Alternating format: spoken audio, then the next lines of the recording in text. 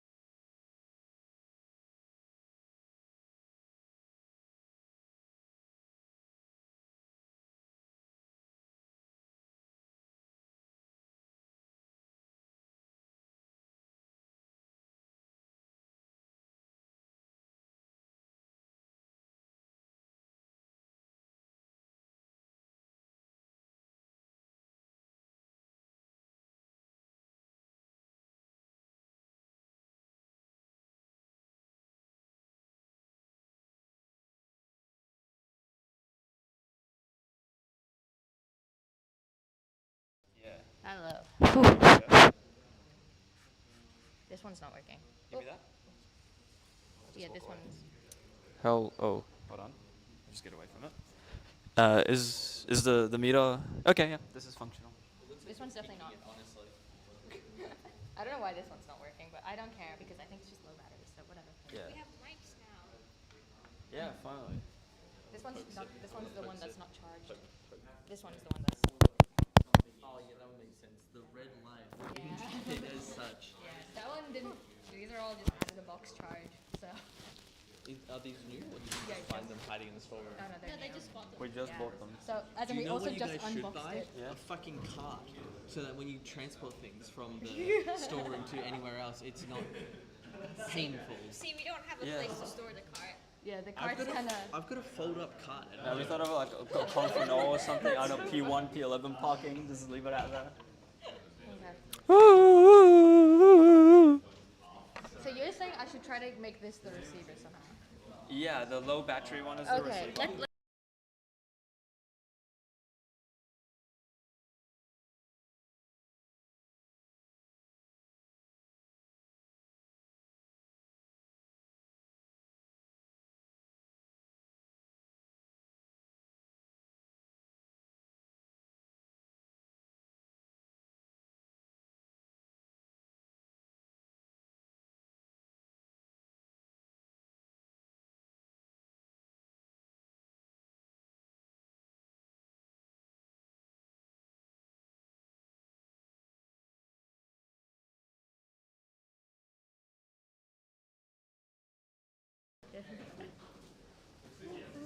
No, make a script that does all Okay, this is this. the dead one. It's not even on. Yeah, that's the thing. Yeah, I doubt it's gonna work. Maybe first years can do it. It's like a group of first years, right? Yeah, maybe it doesn't have that. That's one of the only reasons I Whatever. drop This one out. can go to Hack charge it one. on. Zain has charged. We can have a little furry guy. Yeah. I found it fun organizing events. Yeah, I'm connecting my laptop. Yeah, I enjoy it. But That's how not we are. is obvious. It's a very. I don't know how they do it in the You know, past, well, but Oh, so you're. yeah. Are you? Is it separate, not connected, or? Like to slide the. phone here and the slide No. phone? this. Like I don't know if there's an easier way to do this. Okay. So I was just planning to flick through here and then you match up the time. Okay. Yeah, Yeah. I can do that. Because I literally don't know what to do. What the order of the slides? Oh, let's show them right now. Done. Nice, Done. nice. Done. This is just me. Yeah. This is what the whole thing is about. I review what if anything matter. Oh, This is yeah. you. This is me. Company alignment. More company alignment from me. I think this is for you. This is for me. Soft skills, sequences. You know. Nice. Because speaking of behaviorals, I made it to second round of BOFA and final round of Deloitte. Yeah. And that's quant research at BOFA. Okay. All right. It's not doing anything right now. Yeah, no. Yeah, we haven't transitioned. So as soon as we transition, she'll be right. Yeah, I'll just keep this on because we don't have to click transition yet. Yeah, this shouldn't be saying anything. So this is on the settings. Do you know Cello likes I can kids. check my laptop. I'm kidding, I'm kidding.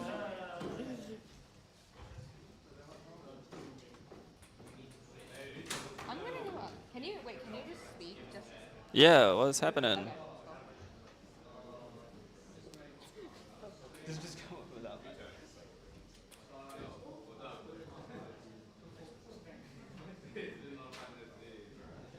We're not live. We are live. Oh, yeah. Wait, we're not live. Do we have to click something on YouTube? We're not live. Okay, wait. Let's go on YouTube real quick and check. Where's the? It says we are. Why isn't it? Assalamu alaikum wa rahmatullahi wa barakatuh. That's it, silly. Reload this? Or reload? Is it set to private over public? Oh, there. Yeah. Wow. Big brain.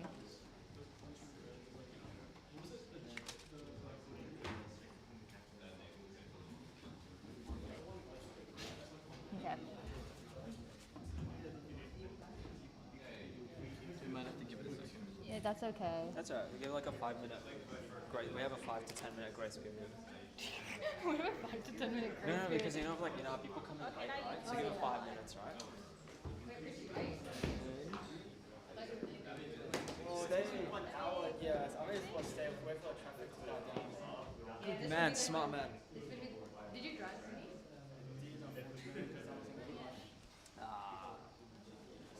Did you have all my details for the reimbursement? Do you send me your full name? Full name? I'll just put anything. Because it asked for the full name. I'll send you my full name. I'll just put it in the chat. I think it's just for the matching purposes, just in case something's wrong. Yeah. It's working. Okay. If you send How that do I over, change to the slideshow? Yeah. I'll send it to you What now. do I have to do to change to the slideshow? So, first we click transition. Yeah. Then we want to just swipe up and just click That cracking the behavioral. Okay, and then I get over? any more? Yeah. Okay. Gotcha. Well, we can just double check. Well, we can just transition now, No, we don't have to. just in case, like the Okay, actual yeah. screen. Yeah. Oh, wrong screen, I think. Oh. Oh, it's changing. Yep, it's changed. Wow, that's a long ass delay. Do you want the hardest? Bruh. Yeah. Wait.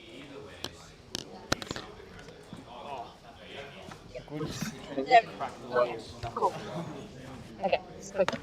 And yeah, wait, we can just click and it'll be inside. Gotcha. Yay. Can we see the audience on screen? Are the mics on? Hello. Yeah, I'm mic checking. Skibbity toilet. Wait. Yeah. I'm still talking. Like. Yeah. And how about a video? Okay. Let me just see. There's a bit of a delay, so Is this in frame? you're in frame. There's a quite a bit, maybe 10 seconds. Okay, now you're in frame here. No stream snackers. No stream Linda from Thailand Ninja 11s.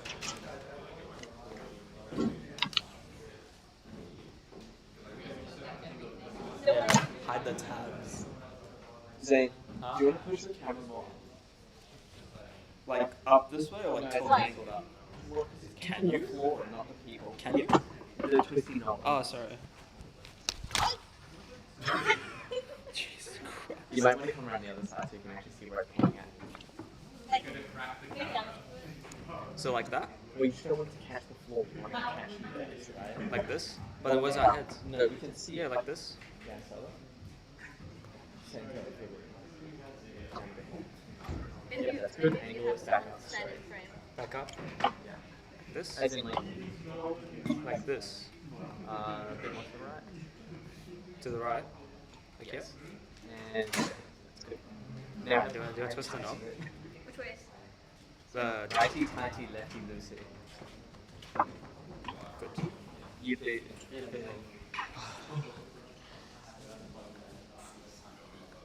Where's the? Where Display. Display. Just there. Okay. Arrange. Yeah, it's extended. Oh wait, sorry, duplicate it. Yeah, it's look at the screen. And then you get pictures of those. My bad. I don't know what I just did. Why the fuck do I care? I don't care. Yeah, it's not your fault. That's not fun. I just clicked something and that was Oh okay. no, it's loading. I think it's my laptop. It's been happening. Yes, it's well done. Yep, it's going in and out.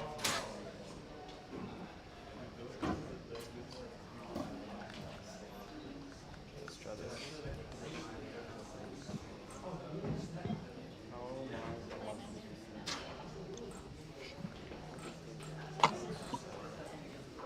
Man, why'd I have to click that? Whatever I clicked. Okay, arrange is working. Oh. I Is hit it- something and the red went away. This is on yay. Yeah. Kick that. Oh my god. Alright, so that worked. So yeah, so it is extended now.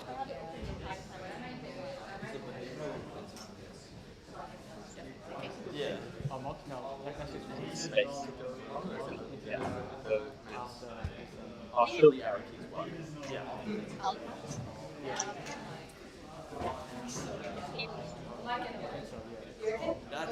That's a crazy sound. They can hear us. Actually, I can do a mic check if they want to. So you'll just have to speak loudly. Yo guys, you can hear us? Like, all good? We don't need a mic? Perfect? Yeah, we don't need a mic. Alright. Give it off? All right, everyone. We're just going to start now.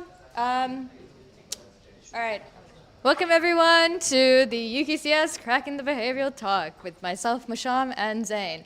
Today, we have successfully set up the live stream for once with a real mic, if you call this a real mic. So me and Zain will be passing over this mic towards each other because our other mic is broken, so out of battery. So you'll be able to play there. But without further ado, let's start the night out. If the slide would work. Here we go. I'll pass it on to Zain. Alright guys, if you haven't already met me, my name is Zain. I'm in my second year doing comp sci and econ, and I major in machine learning and quant. Just a bit about myself. I need to remember about, I forgot about, oh no, come back. My slides. Oh, there we go, okay. The main focus from what sort of advice I'm giving is mostly quant trading and quant research. Masham will be taking more of the software engineering route with this one. I'm the lead software engineer for UQ Racing at the moment. So we build autonomous cars and driven cars for the Formula Student competition, and I mostly just manage the autonomous side of things. The reason why I'm here today is in my first year, I got around like 6 internship offers, and in my current year, I'm in the final round for like, I think 3 firms at the moment. So I've interviewed a lot, and I'll be very, very happy to give you tips on how to pass your behaviorals. And then if you need help with technicals, you're more than welcome to chat to me after the session. I somehow never actually failed a behavioral, so I can whiz my way through interviews, but the moment a technical comes through, you get to see the worst of me, right? You get to see horrible code, I just start to freeze, that sort of stuff. But the focus here is behaviorals, so I'll give you tips on how I passed most of them. And most of the reason why I passed a lot of them is I worked in sales for 5 years. So that's how I developed my confidence, how to talk to anyone from any walk of life. And, I learned techniques on, how to present by doing sales, if the slides stop breaking. But yes, I'll hand it over to Masham. Thank you, Zain. I'm pretty sure the problem is my laptop, but we're not going to talk about that. Moving on, I guess, a bit about myself. Hi, I'm Masham. I'm a final year comp sci student at UQ, obviously. I've chosen the no major route because I like flexibility. A bit about myself. I'm really passionate about building software, but more in the product focused sense. So actually being able to produce something that is globally very, very great, and it helps people's lives, all that stuff.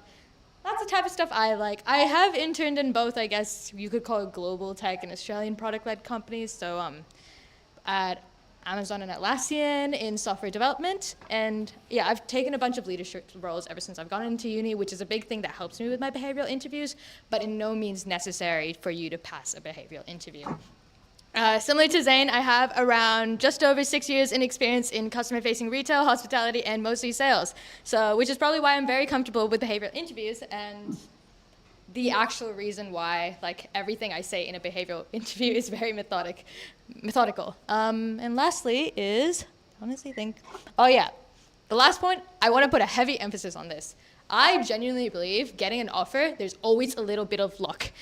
Like, whether it is putting your resume through, if there are 10 recruiters looking at your resume, only one will want it maybe. And it might just be the case that you get that one recruiter that puts you through, or there might be a case where you get the other 9 recruiters that don't put you through.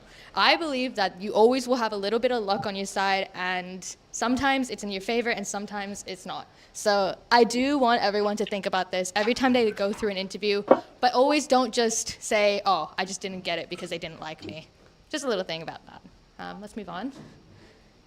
Oh yeah, I guess while we go through the whole topic of the behavioral interview talk today, I want you to think about how the interviewer looks at you when you do a behavioral interview and what they think about, which is quite literally, would I want to work with this person? That's what the interviewer is thinking about, right? When they interview you, they're thinking, would I want to be in the same vicinity as this person, talk to them, like work on a team project with them? Always think about that when you're doing a behavioral interview and continuously assess how you're being perceived by the interviewer. Yeah. I guess I can go on, but yeah. Yeah, we'll just split it. So to me, right, a behavioral interview is literally just built around this concept that past behavior will predict your future behavior. No interviewer is gonna be like, okay, they did bad in the past, they're definitely gonna learn from this in the future unless you make it explicitly clear how what your takeaways were from your past experiences. But behavioral interviews in this sense are just ways where an interviewer is just able to see how you've handled real world situations before, your actual cultural fit with the company, if you're a cultural addition to the company, and so forth. I will be focusing on the software engineering side of things for the interviews. However, I do think that most behavioral interviews are quite similar. Zain will be going into what HFT companies specifically look towards in behaviorals as well. So, Zain? Yeah, I think the only thing I can add to this, what they're looking for is people that have gone out of their comfort zone. So if you've been like a recluse, you haven't really done much, outside of like your coursework, or, like you're not like very, I guess, social in a sense, that kind of puts you in somewhat of a bad position, because they're looking for people who have been put in a tough situation and they're willing to get out of that tough situation for a better tomorrow. So that's kind of like what they'll ask you like questions that to just see who you are more. And it's also part of behaviorals is to see, are you motivated by the salary, or are you motivated, to actually do some work, learn and grow? Learning and growing is a common theme, so keep an eye out for that. What's this one? Higher views.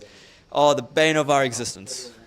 So what is a higher view, you might ask? So a higher view basically, say you passed your online assessment, it's a one-way video interview. So you pre-record responses and you send it back to the firm. From the last that I read of higher views, in the terms of service, they did use a neural network to assess your facial expressions and how much hand movement you had, and they also transcribe what you say. So if you don't speak clearly, your transcription could go wrong. Back then, I think they removed it from the terms of service because they did get some flack for it. And neural network did look at your face and see, did you smile enough? Did you make eye contact? Were you stargazing to your left monitor to look at your script? And it did put, what happens after a high view, right? So you do your responses, and then it gets put on a leaderboard. And then they just go, similar with ATARs, they go bottom down from the leaderboard, and then, first person scored the highest, bang, to the next round, right? Some firms do manually review them. I know there's a firm named Cenex. They manually reviewed every single higher view. But with a bigger company, expect them to automate that process. Don't expect them to manually look through all of them. The other thing to know as well, the way to kind of cheat your way through higher views is read the job description, read what the company prides itself in doing, and throw in those keywords in your speech. So say, for example, I'll use Vivcode as an example because I just sat there behavioral. They value making mistakes and growing over time, right? They value becoming better and that positive culture. mention that in your high review. Say, I love VivCourt's do better culture. Like use the terms that they use, the keywords. Because what happens is when it gets transcribed and whatever database they have that they try and match it to, it will bump you up that ladder. And also if it does get manually reviewed, it's a win-win either way. If it gets manually reviewed, the manager will go, oh my God, they researched the company, they did their homework, to the next round. I want to get to know them a bit more. With high reviews as well, you might do leak code at the end of the video interview. So some firms, I know Telstra does this. I just did Bank of America's high review where it was a video at the start and then there's like 3 leak code questions at the end. They're very easy though. Like don't expect any mediums or hards in the high review stage, but in the following stage you might expect something just a little different. Do you have anything to say? I have absolutely nothing else to add onto high review. Zain covered it all. But let's move on. Why do behaviorals matter? I will go into the frame as well. So pretty much a behavioral matters because, as I've said before, the interviewer's asking the question, would they want to work with you? And that's like, once again, the whole structure of a behavioral. So it's not just about your skills, but your company culture fit or your culture additions. So the difference between a culture fit and a culture addition would be, culture fit is you've literally just looked at the company's core values and been like, okay, I am this, this, and this, I'm gonna talk about this. A culture addition would be you are this, this, and this in their like set of cultures and values in the company, but you bring something beyond those that is actually positive and not negative. Communication is key as well, so behaviorals are another way of assessing how you are in the work environment. If you are able to actually clearly communicate in a behavioral, that person can actually transcribe that to how you would be in the workplace, that you can actually clearly say what deadlines you're gonna meet, clearly like say when you are doing something wrong, when you're doing something bad, and your ability to actually assess a situation correctly from both your perspective and other people's perspectives. A big thing about behaviorals is that they don't play on this thing where meritocracy is very important. What that means is that behavioral interviews are not just something that the smartest and hardest working people are gonna definitely get through, right? Like, it's all about the perception the interviewer has of you. So if you're like the smartest and most hardworking person, but you just decided you don't care about this behavioral interview, right? You're not gonna get through. So this behavioral interview is actually your time to shine and show that I can be perceived as someone that this person wants. Now, that is not to say start lying about what you do, but it's more to say that you are able to construct yourself in a very positive light, and you are able to structure your responses to show how you think and how you grow. And if you don't get through the behavioral interview, you might get some feedback and you'll know how to grow in the future. So they're pretty important in both personal development and also work development. My last point here was, if you can't sell your story, they can't buy into you. It's pretty much just like business. If you can't sell your product right, like properly, no one's gonna invest in you. Zain, anything to add? The slide went off. No, that's that. You pretty much hit the nail on the head. And now we wait for the slide to come back. The kick has happened, so Right, next slide. Zain. All right. So this is how I pass my behavioral interviews. I'm sure if you've never heard of the STAR format, basically all it means is you're dividing your response into like 4 sections. So it's situation, then task, then action, then response. There is another acronym called STAR, which is takeaway at the end of it, but I never really got into using it. So the stories tend to revolve around 3 key topics, and when you do leave this meeting and begin to write your stories, focus on these 3 topics, which is teamwork, leadership, and how do you deal with adversity. For HFT, you need a competitive drive story. They're after people who are extremely competitive, so you need to demonstrate how you thrived under pressure and how you competed to get something that you want, right? The reason why I said these 3 topics in particular, because say, they ask you your generic questions, right? And then they throw like a curveball question at you. You can take any of these topics and somehow interweave them with each other. So you can modify the story. Lying is okay. Oh my God, it's gone. But yes, you can interweave them together where you can change your story to answer that question. And as long as you have those 3, you'll be able to construct kind of any story out of those 3 topics. And I'll go into the competitive, I guess, side of HFT just like briefly before. I think I have another slide on it. But with the competitive drive story, they're looking for some sort of ego in the sense that you wanted something really bad and it was something really hard to get, and you pushed yourself way beyond your comfort zone where you competed, you had this like unstoppable drive, and then you got it. So that's the kind of stories they're looking for. Someone like that, you want something and you just go for it no matter what the cost is, or who you had to like push away to get that what you wanted. That's the kind of story, like those stories, like they froth over those stories. So have a sit down after this meeting, like think about a story like that. And with the stories as well, so say you had a leadership story, right, where you led a team or you had a leadership role and how you had such a good impact on that team, focus less on the leadership and your role in particular. Why were you important? What did you change in particular? This was actually the best piece of advice I got I did a mock interview with an IMC intern, and I just talked about leadership. I'm like, I'm a leader here and a leader there, and I led this team, and then we won. She said, no, focus on what you did within that team and how you helped that team achieve this overall outcome, and what was your takeaway from it. I don't remember this point. Yes, interviews as well as first impressions matter. So it's, as Masham said, it's how you're perceived and how they look at you, and they're trying to get a gauge of what personality you are.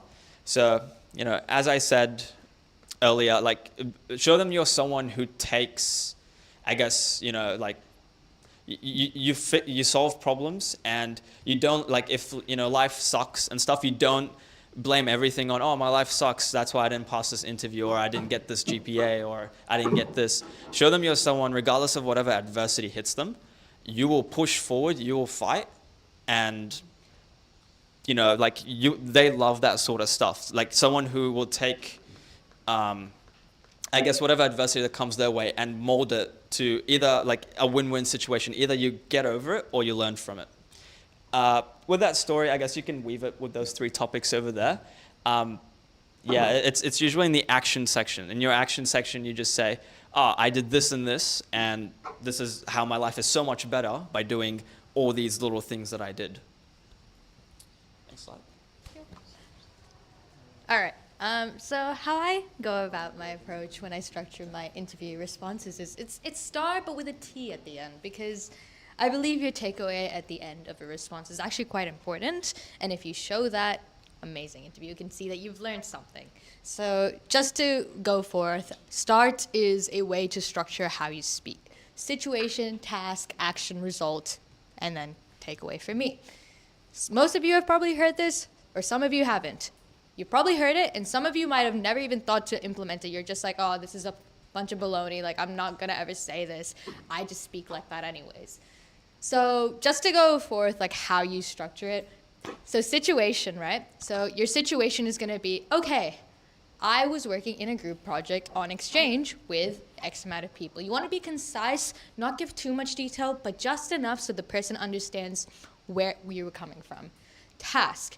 Task is what you were given. So I was working with a group on Exchange, and the task was we had to create something big within 5 weeks. Deadline, approach, task at hand, and who you were working with. Action. And then I guess like addition to task is there was a situation that happened where our teammates were not collaborating properly, or we did not have a clear idea where to go. And then action is kind of how you go, okay, I decided I'm going to delegate roles.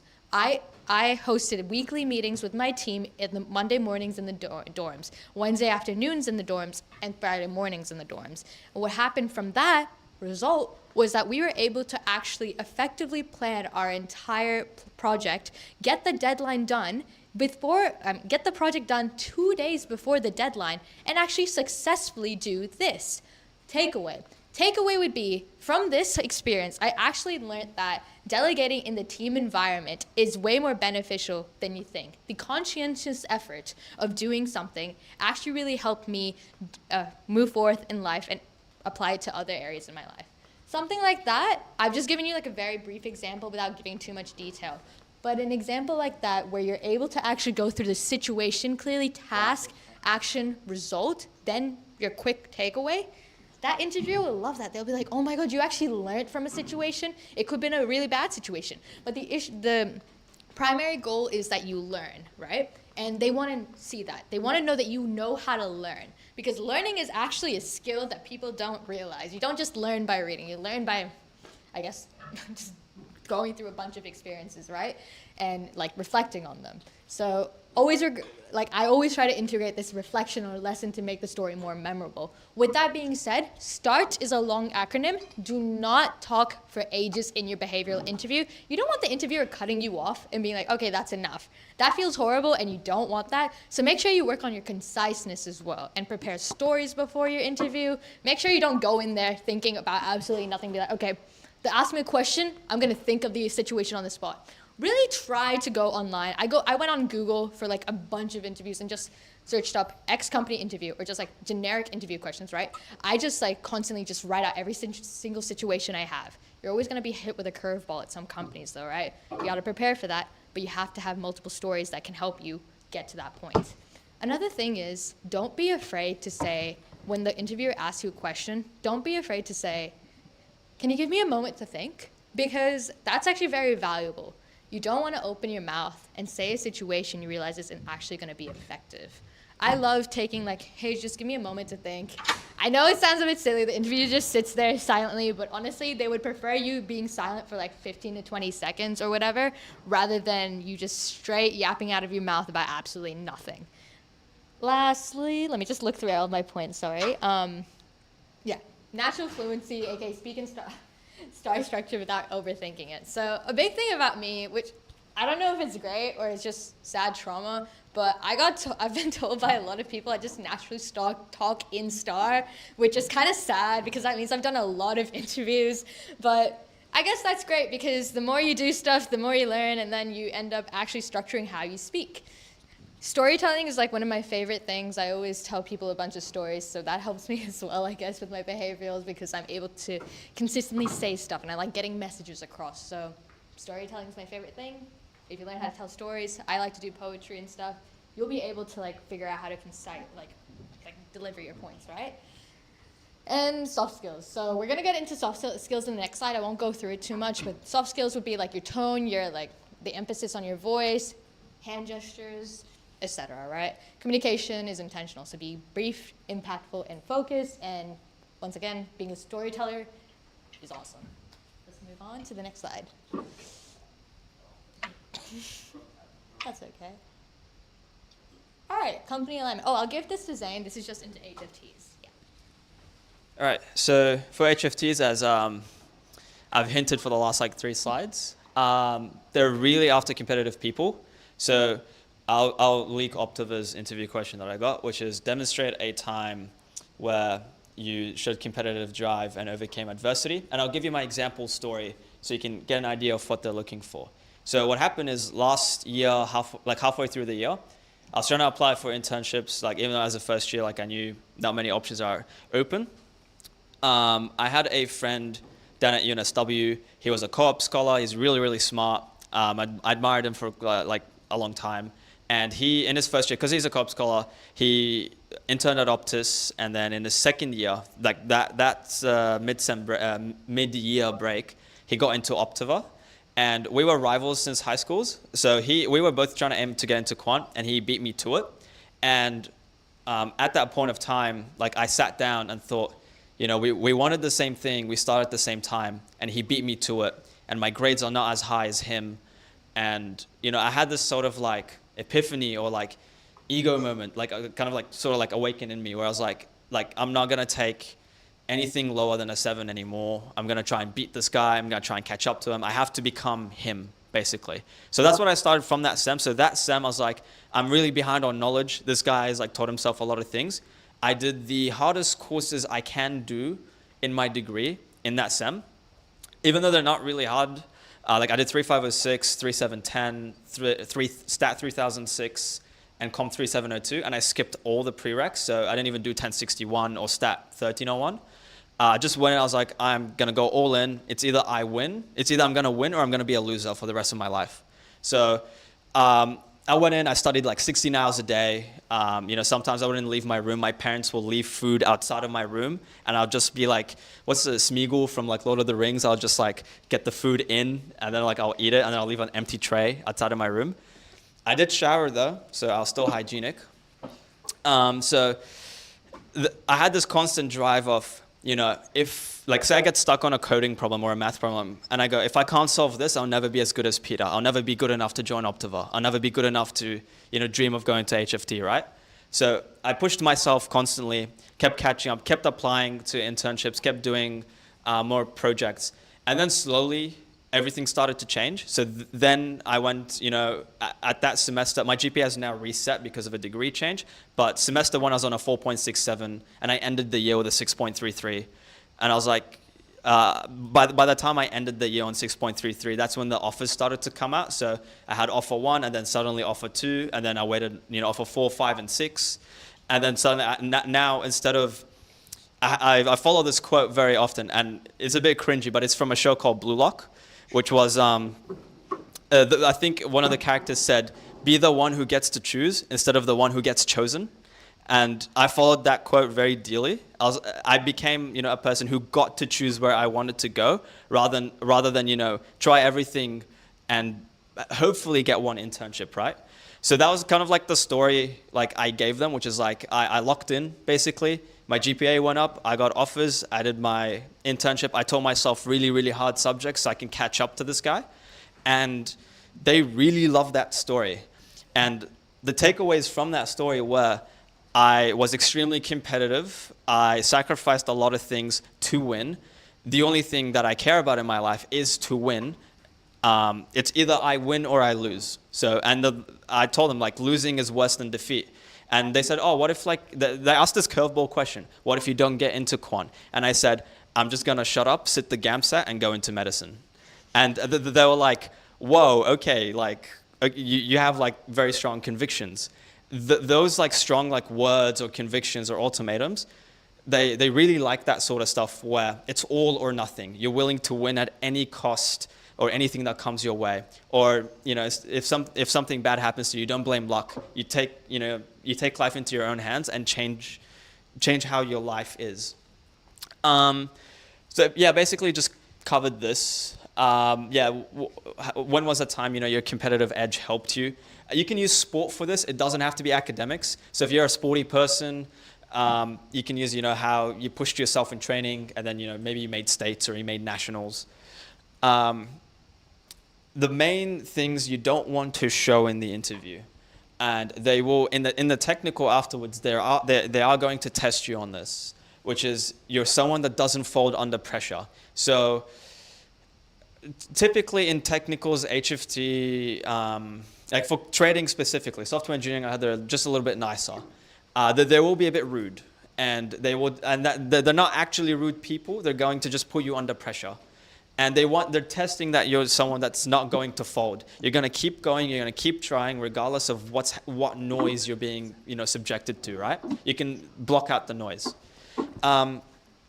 If something bad happens, they're testing if you're someone who would act with like urgency, and someone who, like when you implement, say, a solution or you decide on doing something, you do it in a very extreme manner. So like in my case, I was like, oh, I missed out on internship openings and this guy beat me to my favorite firm. I'm going to do my degree in reverse order, catch up to him, apply, and I have to get an internship this year. Otherwise, I'm just going to go into medicine, right?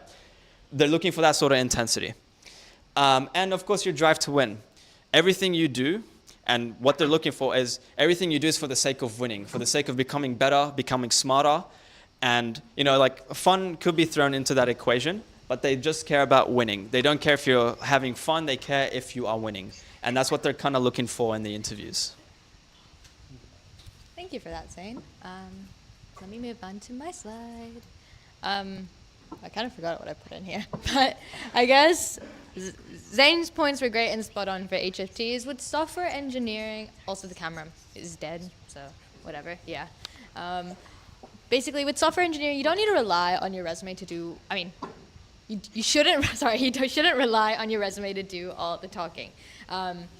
Sorry for all the technical difficulties today, but you shouldn't rely on your resume to do all the talking. And what I mean by that is, if you have absolutely everything on your resume, then you shouldn't just expect the interviewer to be like, okay, I know they've done this.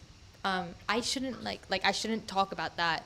Your interviewer could very well want to know about that little project you had on your resume that you're not talking about. They could very much so want to know about something you don't even have on your resume. So with software engineering, you want to talk about like as much valuable stuff as you can. And I'm not talking you have to talk about software jobs or anything like that. When I when I entered at Amazon, the behavioral interview I did, I literally talked about my job at Woolworths because in Brisbane we do Amazon grocery, like coding work. So who knew something that isn't even on my resume would be useful? I speak about stuff that really aligns with what the company's doing, what the company's done, core values. You have to research a lot. And when I mean it when you have to research a lot. You don't have to know what the company's done beforehand. You don't have to be like a diehard fan of the company before you interview at them. Because realistically, right, if you're applying to 50 companies, you definitely don't know all of their values. And you probably didn't even know about like any of their values being on their website until you got a behavioral interview. And that's okay. I have no idea what's next on the slide, but that's fine. But essentially, what I try to do is really pose myself, all my stories, to be related to these core values. For example, one of Amazon's values is that you are customer driven. And what that means is that you develop products that are going to basically be good for the customer. You're really thinking about the customer when you develop these solutions. So when I want to link something like to that leadership principle, right, I will tell a story where I've actually valued customers and try to make their day better. You want to make sure you weave these into your stories, but don't explicitly say, for example, all the time that, oh, this links to your company's value. You can sometimes say that. They might just ask about it without even telling you. But you want to make sure every single one of your stories at least holds at least 2 of their values, if not more, without like actually being like, yeah, I know you have these principles and your leadership values, but those are your values right there. Now, while we figure out what's wrong with the slides, I will probably say that when it comes down to company alignment, that you want to also convince yourself that you know what the role is doing, or at least know that you are fit for the role. What that means is look through the job description. Don't walk into a behavioral interview not knowing that you need to be proficient in C#, for example. If you walk into there and they're like, oh my God, yeah, tell me about yourself. And you say that, oh, I specifically only code in Java. I love Java. I hate C#. What are you doing? So just really try to align against, again, your stories with the company values, the role, and all that. I guess understanding their culture and marrying it to your stories, so ownership, curiosity, collaboration, all things that a company would probably value and things that you should look into for sure. Last point here is that the technical skills can definitely get you into the room, but communicating how your value is what gets you through the through to the company, I guess. Sorry, this is really being annoying, so I need my slides. Display link won't turn off. Sorry. It's because of my governance. I have no idea how to turn it off. Turn it off directly in the bedroom.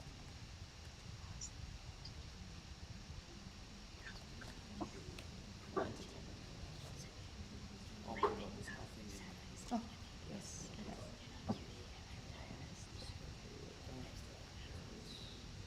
All right. Well, that was my points anyways for this slide. Oh, okay. Yeah, so we can move on.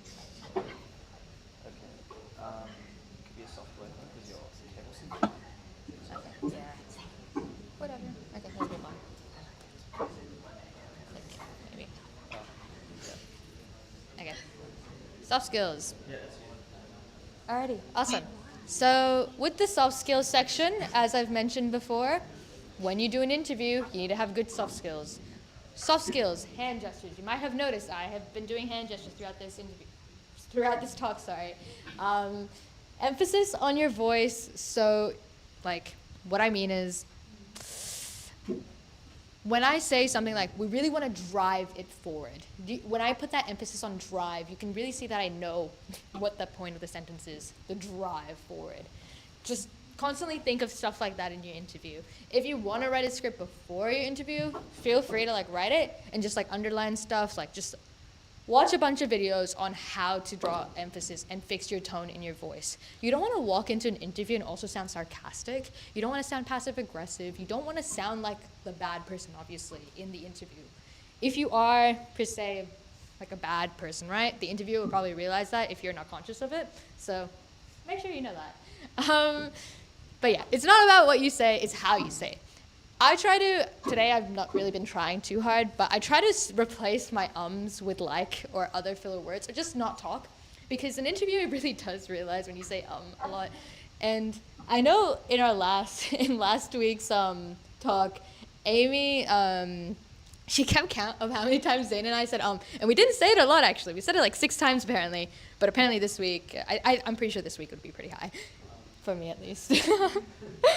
Yeah, strong delivery reflects strong communication, So emphasis and tone, enthusiasm. So if you're talking about something that makes you happy, don't sound sad. Like if you're talking about something you're passionate about, like if I talk about like my club, for example, I'm gonna be like, it really makes me happy to deliver these to people. Don't just sound sarcastic, don't sound sad, don't sound like monotone. Try to really convince the person that like you love this place or you like doing X, Y, Z. Maintain a professional appearance and a posture. So with this one, it really varies by company because sometimes you're going to be doing like online interviews, right? Sometimes you're going to be doing in-person interviews. Every company, they actually say what you should come in if you're going in person. Some companies will literally want you to be in like business casual. Some people will be like, okay, just come in a shirt and pants. So make sure if that is not clear, you do ask an email because interviews love that, or recruiters love that. They want to know that you actually care about the job. But the best guess would probably be come in at least smart casual to an interview if you don't get told what to wear, because you do not want to come to an interview that is meant to be business casual in casual. We'd rather come in business, like to a business casual interview in smart casual if you're playing it safe, you know? Yeah. Oh, sorry. Yeah, these things signal confidence, clarity, and intent, and yeah. I've said this before as well, like at the beginning when I mentioned START, like some people might know of STAR and START, but they just haven't put their foot forward and tried to do it, actively try to do it, and do actively try to apply some soft skills to these situations. Because once again, at the top, what I've said here is, imagine 5 candidates give the exact same answer to a hiring manager, right? Imagine they just somehow have the exact same stories, exact same like resume, whatever. That hiring manager is only going to hire the one that they think actually appeal to them the best. And there's only so much they can base it off, especially for an online interview, right? So your soft skills will be what makes you stand. If someone is monotone the whole interview, the hiring manager is probably secretly bored. If someone is like being enthusiastic, using emphasis, tone, you'll know what to do. And they'll say, yep, yes to you. That's about it for the soft skills one. From me, do you have anything else, Zane? Yeah? For Highview, apparently, some places auto-reject if you're not wearing like a collared shirt or like formal attire. So like, just like make sure like you just wear something nice, you know, you're not wearing, I don't know, like a Minecraft t-shirt or something along those lines. Trust me, don't know how I found that out, okay? I was wearing some pretty heinous t-shirts and a couple of them. But yeah, I found way more success with like a formal, not fully formal, so you don't have to wear like a suit, just, you know, business casual, right? It's just collared t-shirt for the men. For women, just, you know, wear like a sweater or something, and you should be all good to go. With the skills as well, how do you practice them? Because I did have someone ask me how to do this, I think, in the last talk. You can try this with a friend. So find a close friend you can fight with, and, you know, just go back and forth and, you know, see if your responses make sense to each other. And then the other place you can practice this is, when is mock interviews again, Masham? Mock interviews is on April 17th, so the day before Good Friday, 2 weeks from now, week 8 Thursday. For this stream, that's April 17th. So yes, there'll be people coming in to do mock interviews. So if you want to practice your skills, get your tickets. You know, get your tickets. There's limited capacity. So come in, you get to practice. Of course, like for myself, if any of you want to practice, you're more than welcome to message me, and I'll try and book a time to help you out. I'm more than happy to do that for behavioral and technical. For technical, I can help with the quant side. Fortunately, with software engineering, my knowledge is a bit limited. Like, I only know leak code, and that's pretty much it. But ask me about some niche algorithm, I'll go, whoa, don't know. But yeah, practice with a friend. Your parents are a good practice as well. So just go to your parents and tell them to ask you to tell you more about yourself. Like, of course, your parents know who you are, right? But like, if you explain what you do at uni in an in-style format to them, ask them, did that make sense? What do you think I could improve? If it makes sense to them, it will make sense to anybody. Trust me, like, especially my dad, bro. Like, I can explain it to him, you can explain it to anybody. But yes, practice with a friend, practice with a family member, and then find a peer as well. You can message your tutor. Tutors in the room, you know, like, of course, like, approach them respectfully and go, hey, you know, I got this interview coming up. You reckon you could help me? And, you know, every tutor is different. So it will depend. You know, I see like Ryan Wang over there. I'll ask him for a mock interview. Well, that's all I have to say. Awesome. Thank you, Zain. Let me go on to the next slide. I believe I know what the next slide is. That sounds horrible. Oh, this slide. The secret sauce. So Zain and I have both worked in sales and coincidentally also at the same company. So at this sales company, it's a tech sale.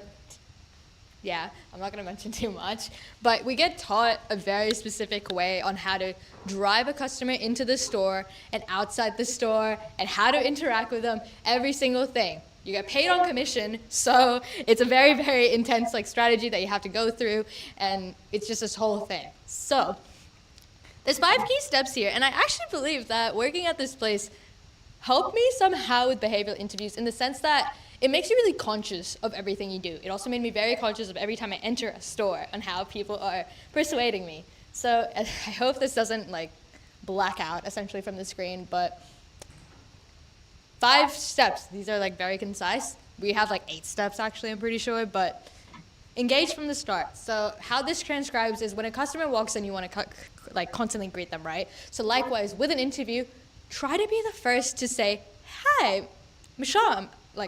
Hi, my name is Masham. How are you? Try to know your interviewer's name as well. It wouldn't be nice if you were like, hi, what's your name? You got told it in like the email. So just be like, hey, my name is Masham, how are you?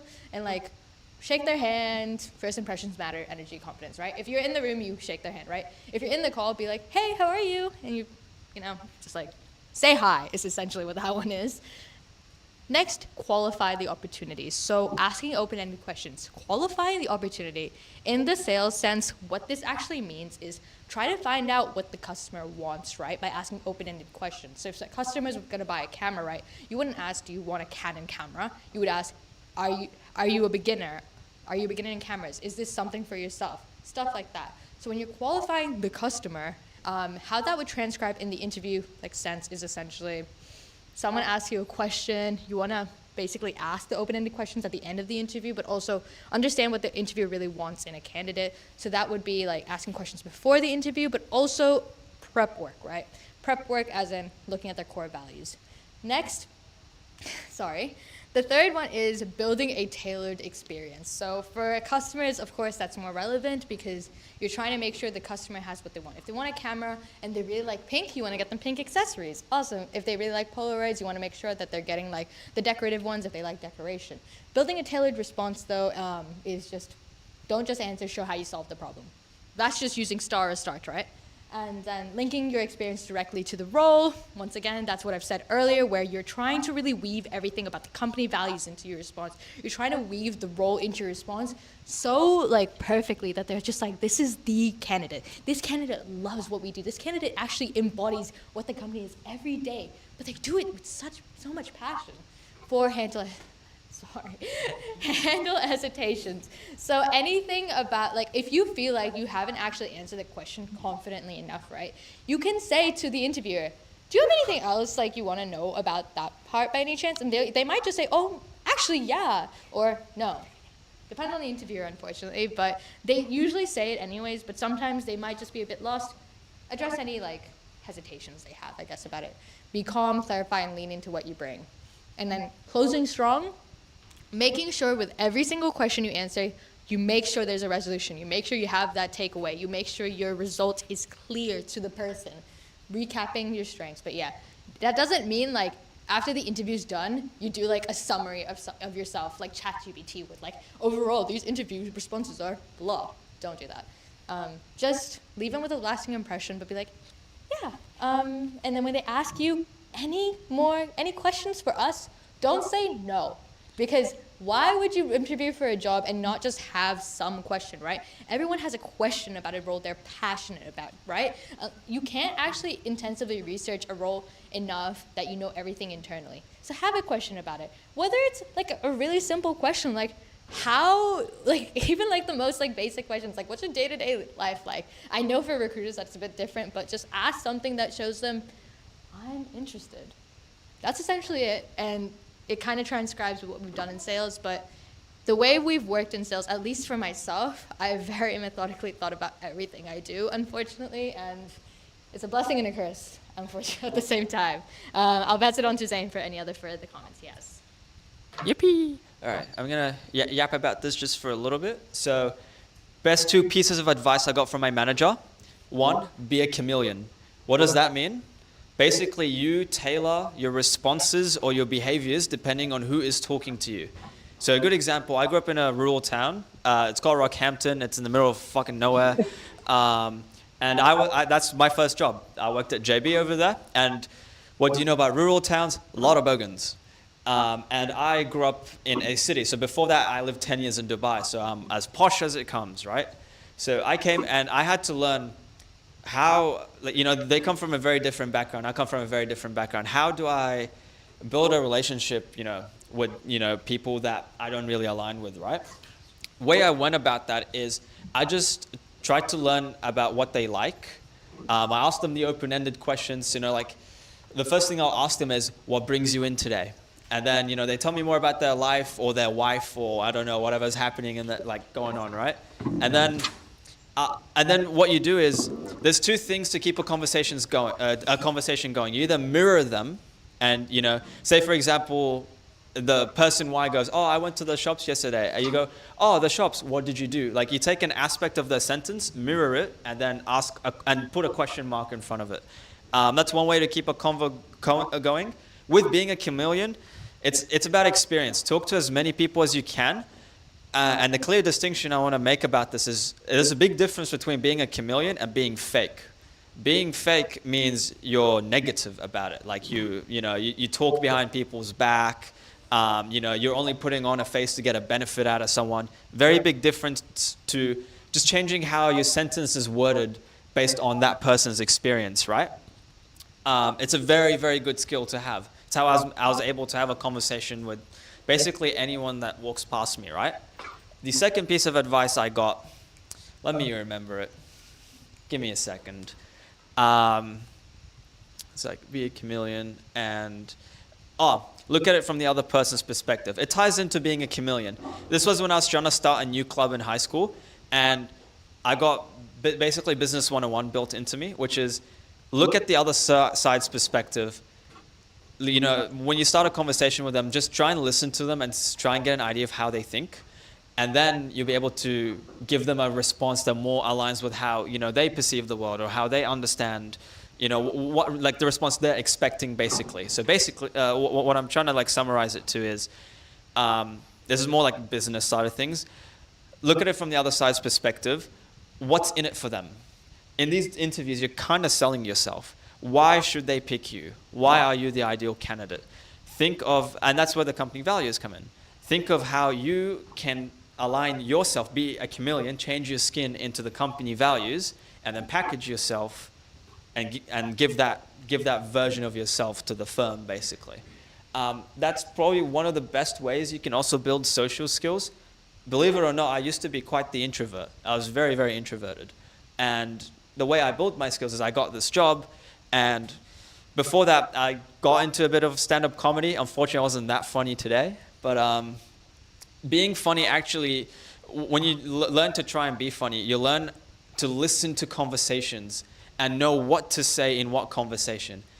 If you can do that in an interview, you will know, like if they throw a curveball question and you haven't prepared a response for it, you will know what to say at that moment in time. And you'll be able to quickly just think of something off the cuff. If you think of something off the cuff, and you give such a good response to like a curveball or a follow-up question to what you said, they will go, this person can talk to people, this person can work in a team, this person also wants to learn, wants to grow. This is our ideal candidate. And on top of that, they package themselves to our company values. You basically have 100%ed the behavioral interview and given them the ideal candidate, the unicorn that they're looking for. So yeah, those are, I think, like the two best pieces of advice I can give. Maybe the third one is your tone.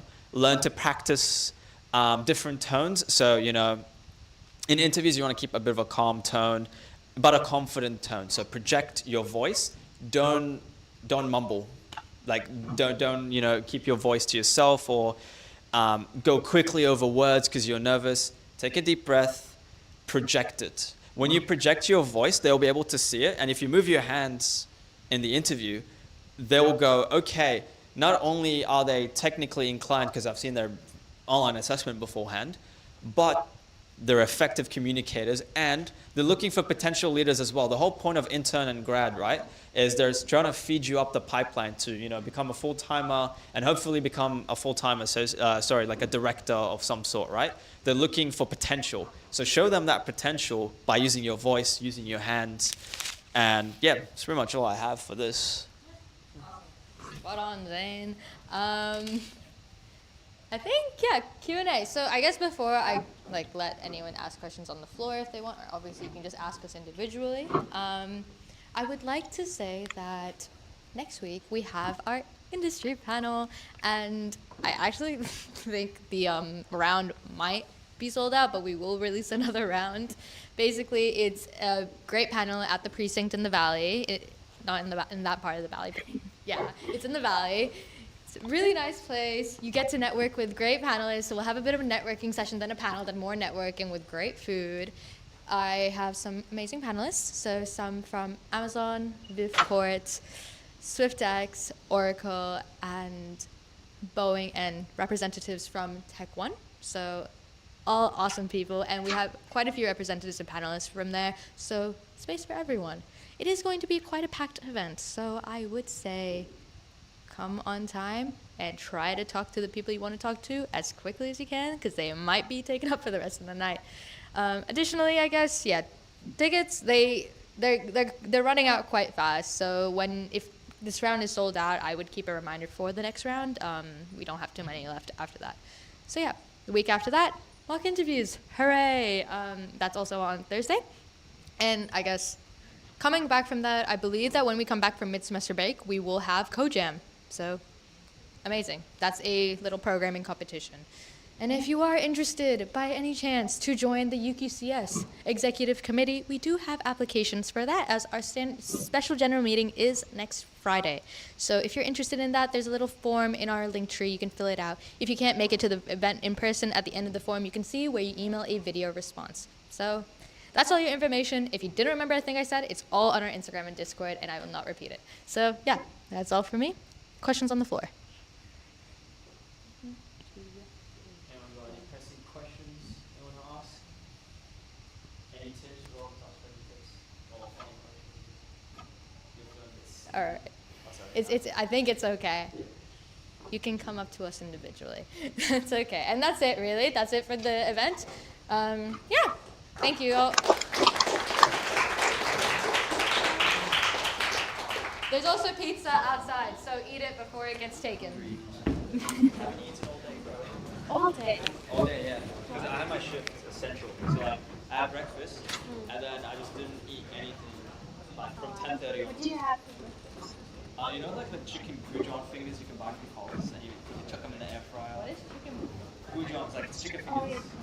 Why is it called goujon? Goujon. Is it chicken? Yeah, chicken goujon. Oh, questions, guys, questions. I just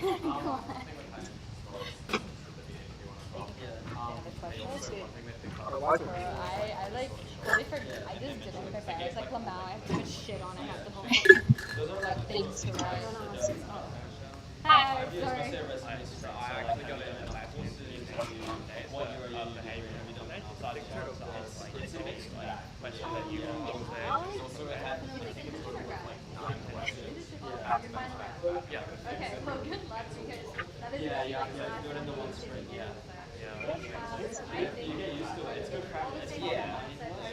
they come pretty But even if I don't get MBA, it's doing like rare things, I just focus as well. Not for like See you then. Catch you around. See, already thinking about the Yeah, thank you. That's what mine is. yeah, first year actually to do investor candidate. Oh, you do masters. Biggest cross I see.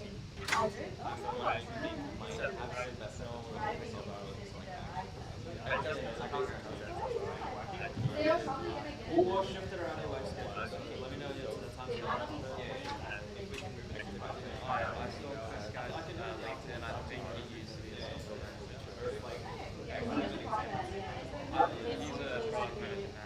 he uses it.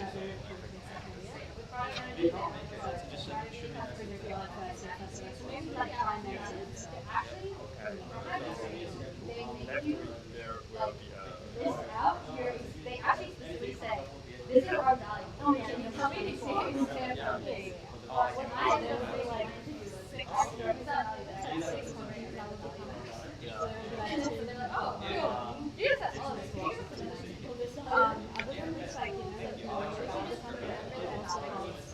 You like really really impressed by whatever. If you walk up to them, you're like, oh my goodness, I have this project. Yeah, so it's like you. So next time you apply, you have like you know, with this event, it was nice to meet you. So definitely come to like walk into because one thing is really nice is you talk actually like one on one. But what if I have nothing to say because I'm just a rugby and I think It's very hard. they can experience. Like normal.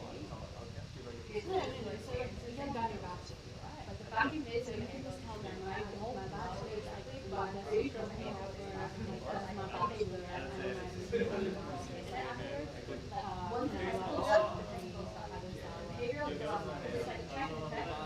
is there any other projects That's what it said in the book that they gave me. that I need to like actually? Yeah, so you don't have to worry about like, okay, I've done this. Actually, that's a Hopefully, Yeah. That's why we have this, because like we want to like have like a one-on-one with people and like be like, okay, hire me. big fruit, huh? No, you can always like go ahead and like leave an impression. And next time you're like, oh, remember me from last time? Yeah, I remember Laura from like a few years actually came into the so like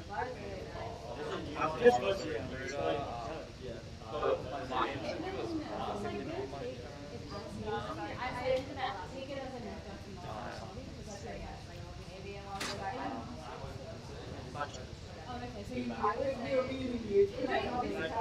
okay, so you First year,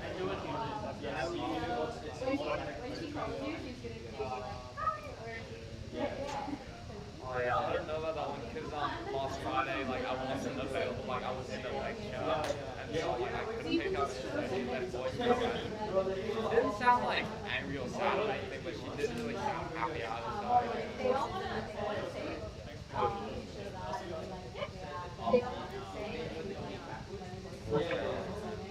I did not happen to me. I got called on Well, I don't want to.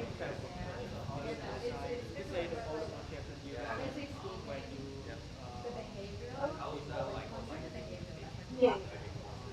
So it will definitely be like that's what I was telling him that like instead of like oh hire me, it will be just like so remember my name because like next time I'm gonna be like something like behavior. That's what we do. We're like okay, I remember. Remember you said next time I'm like said you were and we are like okay, I scenario, look at their values. Is that book that they chose? Very different.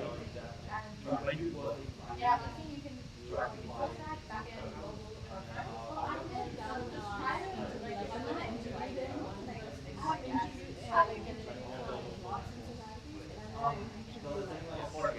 So basically, like it would come down to like parent stories and like compare one for each value. yeah, let's They have have one for at least one value. Like make sure you're trying to link it. I think it's fine. It's a good like it's a decent amount. like actually got It's like, which company is no, you haven't released So it like yet. draw lines behind the story They're and holding it. They're like still It he wants to come. There's a live before Easter, so a lot of people are like, oh, we're on Oh yeah, we are. yeah. at least in my So that's what we have in mind. it'll come and I'll be afraid to literally say the name of the route. Each year. Like, oh, I did this. Because honestly, they come with when this then they know that you've done your research. I get told, like, oh, you have done your research. Oh my god, you know everything about us. It can sound really at times, but make it clear.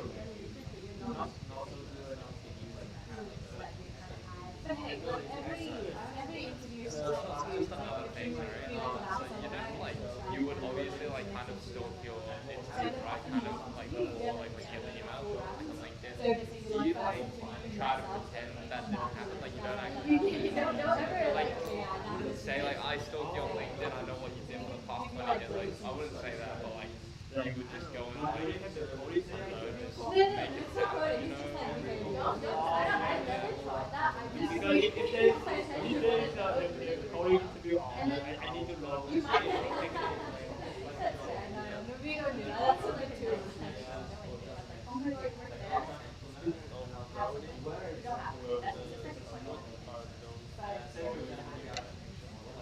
Oh, it's also Just know like probably just like know the name behind that. Yeah, I'm trying to code one. is there a name? I know coding. That's how coding I'm doing it. I just want to do it in Is that? No, it's basically like a question is going to be like say when you use it like just basic questions like that. You don't make the questions. You just come in and use it.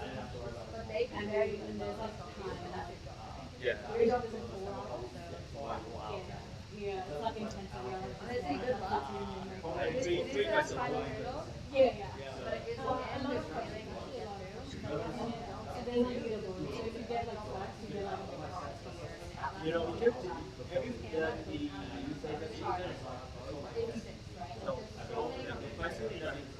Don't get one.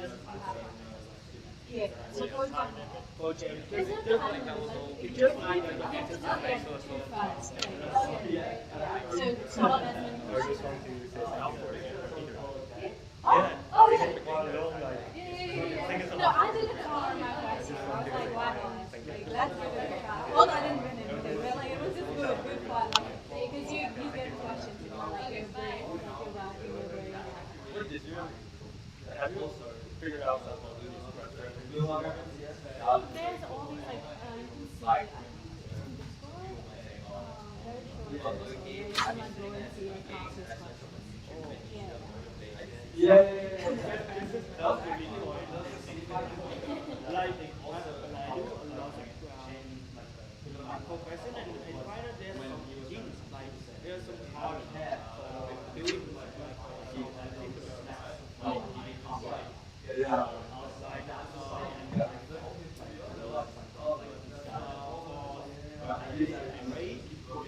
most of the questions you don't know will be related to our race. You don't have to worry about that because before the actual event, we do how to code.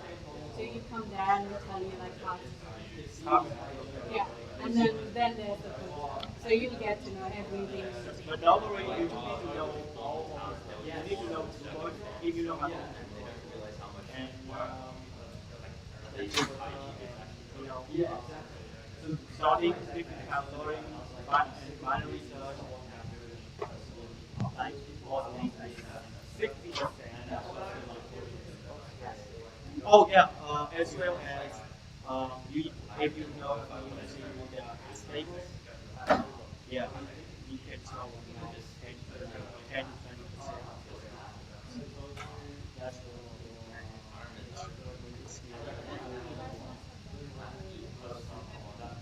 yeah, and then yeah, sibling, yeah, the sibling, yes.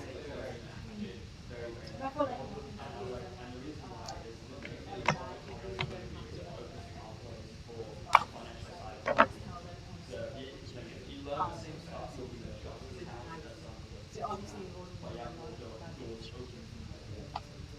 I just thought that we will like take into that. It does not matter like how much Oh it's yeah, not like no. Every month, like, companies like they usually tend to do another language, so they want to work on that.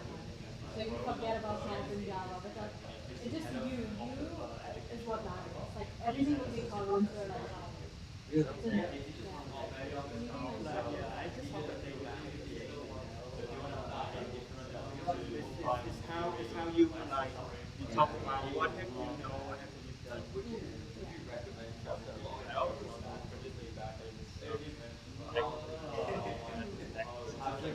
Yeah, definitely. And just go to them. And they're like they have been like students as well, right? Like they were students like 10 years ago. So they know where you're coming from. So it's fine. It's not that bad. And even back to Oh boy, I want to thank you for this one.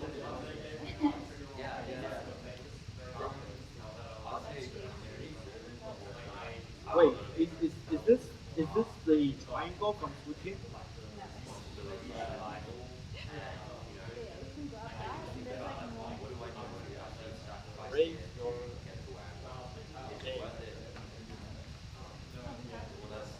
But you have like this one. You guys want to grab? Ah, I got my got that on my That's lap. cute. No, I haven't used it before, but I heard my friend that have done this one, and oh my god, it's really big.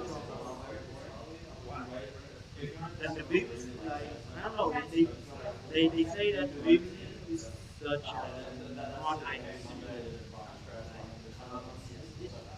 I don't know exactly.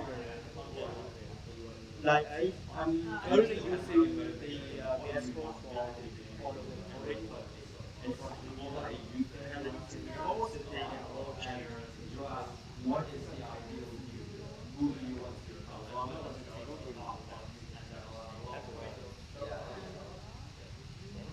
What's your name? Hash. So you can call me Hash. I broke it. Just like the. Hash. Yeah, hashtag. Thank you. I'm for the. Oh, that's for comedy. That's like adding hashes.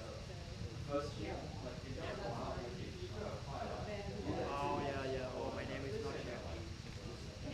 Oh, I think I should get some.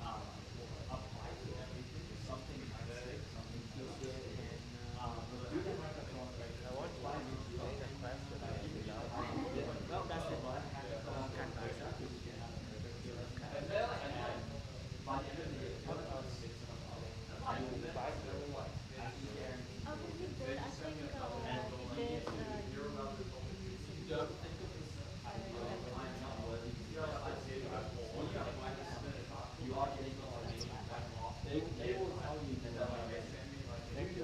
No, this is you know, she brought Wait, really?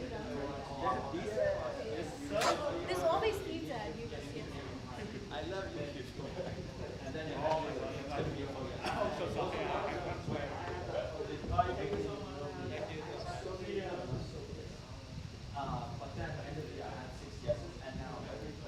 Was it going on? Was it going on? Nobody turned it off? Oh, it was on. Because I was like literally standing here and yapping. So. Expose it.